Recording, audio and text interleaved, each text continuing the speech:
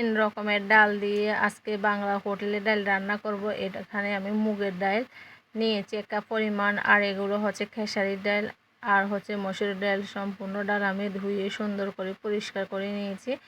এখন আমি তিন রকমের ডালগুলো একটা পাতিলে একে একে করে দিয়ে দেব।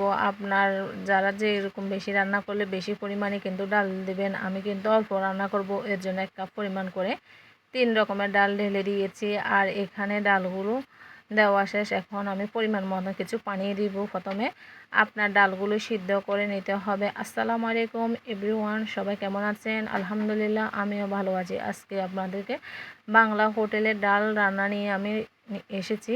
এদিকে আমার ডালগুলো কিন্তু সিদ্ধ হয়ে গেছে হালকা, আপনারা দেখতেছেন। এখন আমি ডালগুলোকে ভালো করে দেখতেছি, যদি সিদ্ধ যদি না হয় ডাল খেতে মজা লাগবে না। একটা ঘুটুনি দিয়ে সুন্দর করে ঘুটে দিচ্ছি ডালগুলো যাতে ফিনিশিং হয়ে যায়। ফিনিশিং না হলে দেখতেও ভালো লাগবে না, খেতেও ভালো লাগবে। আর এখন আমি এখানে দিয়ে দিচ্ছি 1 চামচ পরিমাণ রসুন বাটা, 1 চামচ পরিমাণ পেঁয়াজ বাটা, আর 1 চামচ পরিমাণ হলুদ, আর 1 চামচ পরিমাণ জিরে ধনিয়া দিয়ে দিয়েছি। এখন কিন্তু আমি সম্পূর্ণ মশলাগুলো এক একটা চামচ দিয়ে সুন্দর করে মিক্স করে দিচ্ছি, যাতে করে আমার হলুদ আরও লাগবে, তাই আমি আর 1 চামচ দিয়েছি। আর স্বাদ অনুযায়ী লবণ দিয়ে দিলাম। কয়েকটা তেজপাতা দেবো, যাতে একটা ভালো একটা গ্রান্ড আসে। গ্রান্ড না হলে কিন্তু ভালো লাগবে না, দেখতে ভালো লাগবে না, খেতেও ভালো লাগবে না। আবার আমি সুন্দর করে একটা চামচ দিয়ে দিচ্ছি, যাতে কিছুক্ষণ অপেক্ষা করতে হবে, মানে রান্না করতে হবে কিছুক্ষণ আরও।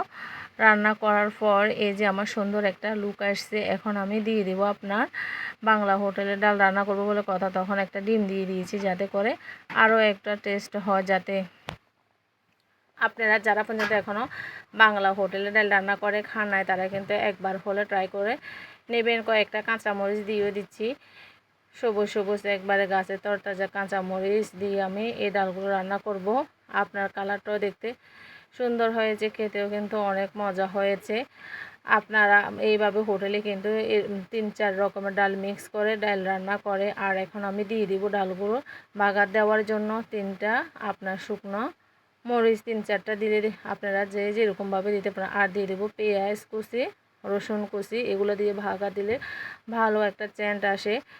এই যে দেখেন, আমার এখন কিছুক্ষণ আমি নাড়াচাড়া করব, যাতে করে বাগারটা বাদামি কালার হয়।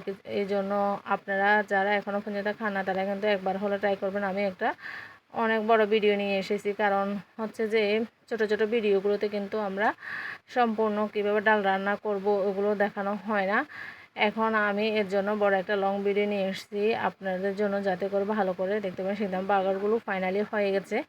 এখন আমি বাগারগুলো দিয়ে দেব। আলহামদুলিল্লাহ আমার ডালের কালার খুব সুন্দর হয়েছে। আপনাদের কাছে যদি ভালো লাগে ভিডিওটা লাইক কমেন্ট শেয়ার দিয়ে পাশে থাকবেন। নতুন অন্য একটা রেসিপি নিয়ে আমি আপনাদের সামনে উপস্থিত হব। আজকের মতন ভিডিও শেষ করলাম। সবাই ভালো থাকবেন, সুস্থ থাকবেন। আল্লাহ হাফেজ।